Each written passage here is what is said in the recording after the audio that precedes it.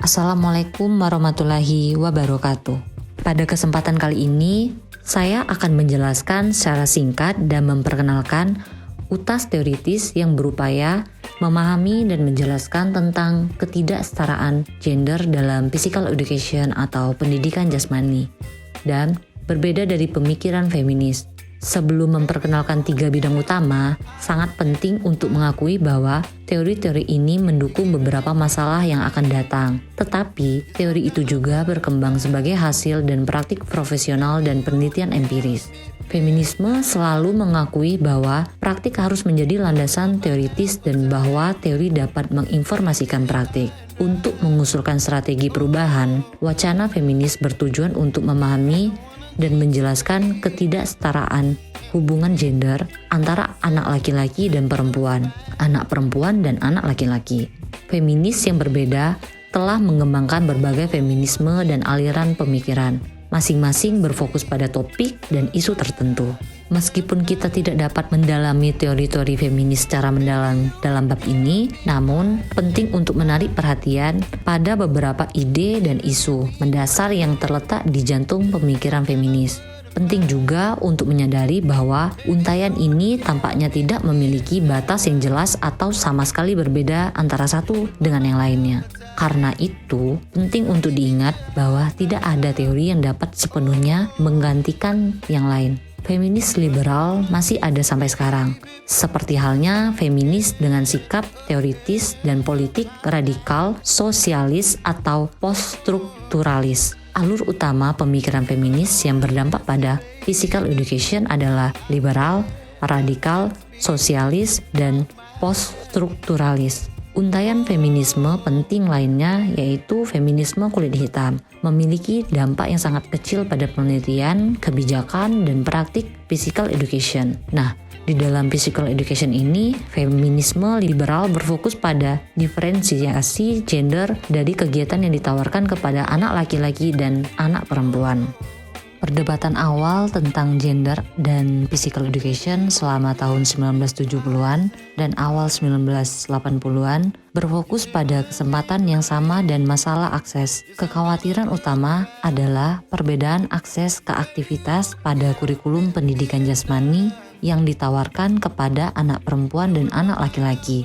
Penelitian Liman 1984 dan lainnya, seperti ILEA 1984 berpengaruh dalam menganalisis kurikulum di physical education menunjukkan bagaimana anak perempuan disosialisasikan ke dalam kegiatan tanda kutip perempuan, misalnya netball dan senam, dan anak laki-laki ke dalam kegiatan tanda kutip laki-laki, misalnya sepak bola dan kriket. Berdasarkan tradisi feminisme liberal, ada sejumlah proyek kurikulum berbasis sekolah yang dikembangkan saat ini, yang bertujuan menentang kurikulum yang membedakan jenis kelamin, stereotip jenis kelamin oleh guru, dan meningkatkan akses dan peluang anak perempuan. Misalnya, proyek diskriminasi jenis kelamin. Dewan sekolah berusaha untuk menantang kurikulum yang membedakan jenis kelamin di sekolah dengan menunjukkan dampaknya pada pilihan dan lintasan karir anak perempuan di masa depan. Dalam physical education ini, menghasilkan diskusi dan tindakan seputar pengelompokan jenis kelamin tunggal dan campuran. Pengelompokan campuran jenis kelamin dianggap sebagai kendaraan utama yang memungkinkan anak perempuan memiliki akses yang sama ke dalam kegiatan kurikulum. Penelitian menunjukkan bahwa meskipun campuran jenis kelamin saat pelajaran physical education memberikan keyakinan akses yang sama untuk anak laki-laki dan perempuan, ini tidak serta-merta menghilangkan ketidaksetaraan gender. Dalam praktiknya, isu tentang kesempatan dan akses yang setara juga diangkat terkait dengan pelatihan guru penjas orkes dan karir mereka. Jelas, guru adalah agen penting baik dalam reproduksi dan menantang gender di sekolah. Penelitian pendidikan guru awal telah menyoroti pentingnya kurikulum. Dalam penelitiannya tentang pendidikan guru di Inggris, menemukan bahwa kurikulum yang membedakan berdasarkan jenis kelamin tidak terbatas pada sekolah tetapi juga lazim dalam elemen praktis program pendidikan guru awal. Oleh karena itu, banyak guru penjas orkes, pria dan wanita, tetapi terampil secara berbeda dalam kepercayaan diri, kemampuan, dan komitmen mereka untuk menyampaikan berbagai kegiatan. Meskipun baru-baru ini ada sedikit bukti empiris tentang dampak gender terhadap karir dan promosi guru. Tampaknya akses perempuan ke peran pengambilan keputusan utama dalam pendidikan jasmani tetap terbatas. Dalam studi ekstensi Physical Education anak perempuan, Scranton 1992 menunjukkan bagaimana ideologi feminitas diproduksi dan direproduksi melalui praktik physical education. Studi ini difokuskan pada sikap guru dan harapan yang berkaitan dengan kemampuan dan minat anak perempuan. Namun, pada akhir 1980-an, ada pengakuan yang berkembang tentang perlunya pemahaman yang lebih komprehensif tentang laki-laki dan maskulinitas serta peran mereka dalam hubungan kekuatan gender.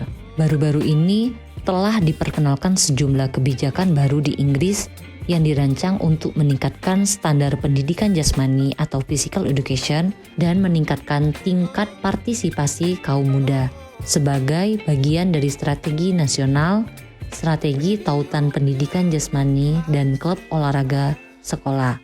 Dalam memberikan peluang baru untuk olahraga, kebijakan baru ini memerlukan evaluasi kritis dalam kaitannya dengan gender. Jenis kegiatan dan kesempatan apa yang akan mereka tawarkan kepada kaum muda dan kaum muda mana yang akan mendapatkan manfaat? Apa potensi kebijakan baru ini untuk mencegah dan mengubah hubungan gender yang ada di physical education? Penelitian awal menunjukkan secara positif bahwa kurikulum di banyak perguruan tinggi untuk olahraga telah diperluas untuk mendapatkan keseimbangan yang lebih baik antara permainan dan aktivitas lain di NCPE. Namun, apa yang tidak ditunjukkan oleh penelitian ini adalah apakah kegiatan yang lebih luas ini ditawarkan kepada anak perempuan dan laki-laki, atau mungkin yang lebih penting, dan apa pengalaman siswa di kelas-kelas. Kita masih perlu mengetahui secara kualitatif bagaimana gender, termasuk pertanyaan seputar ekspektasi feminitas, fisik, identitas, tubuh, berdampak pada pengalaman physical education dan olahraga pada perempuan. Tidak cukup hanya berfokus pada akses dan kesempatan saja. Penelitian diperlukan untuk menentukan apa yang mendorong perempuan untuk terlibat dalam pengalaman fisik yang positif dan memperdayakan baik di dalam maupun di luar sekolah. Kita perlu mengetahui lebih banyak tentang bagaimana guru penjas orkes memahami tantangan inklusi, sejauh mana isu gender menjadi bagian darinya, dan jenis sumber daya, basis pengetahuan serta strategi mereka yang mereka gunakan untuk memberikan pendidikan inklusif dan kesempatan dalam pengajaran mereka. Jika kita ingin melibatkan anak-anak muda tersebut yang saat ini tidak menikmati atau berkomitmen pada pendidikan jasmani, kita memerlukan penilaian ulang yang kritis terhadap kurikulum dan praktik pedagogi dalam kaitannya dengan gender. Kita perlu mengetahui lebih banyak tentang mengapa hal ini terjadi dan menyelidiki implikasi dari ketidakseimbangan gender ini bagi karir dan peluang masa depan siswa dalam pendidikan jasmani dan olahraga. Studi yang lebih rinci tentang filosofi, identitas, dan pedagogi staf ITI dan para guru di sekolah yang bertanggung jawab untuk mengkoordinasi unsur-unsur kursus berbasis sekolah juga diperlukan. Ini semua merupakan pertanyaan-pertanyaan penelitian di masa depan dan bagaimana hal itu akan berkembang dan berubah di masa depan akan memerlukan evaluasi kritis. Baiklah, itu saja penjelasan yang dapat saya sampaikan tentang kesetaraan gender di dalam physical education atau pendidikan jasmani ini. Jika ada salah kata, saya mohon maaf dan semoga bermanfaat bagi para pendengar. Terima kasih. Assalamualaikum warahmatullahi wabarakatuh.